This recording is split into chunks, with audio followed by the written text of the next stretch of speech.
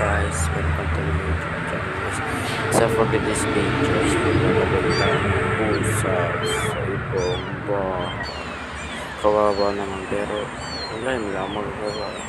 Kaya bye bye kat. Yan, pauwi na nga tayo guys dahil tinatanag na akong daw nakadal. Bagay ko ako sa lapang kapag kasi obviously nakahiga ka lang maghapon. Nasa tayo ka lang para magano ng pusa. Kasi yung pusa guys, nilagay sa ano ko. Alam mo na yun.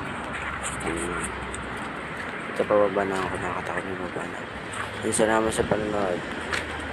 Thank you guys.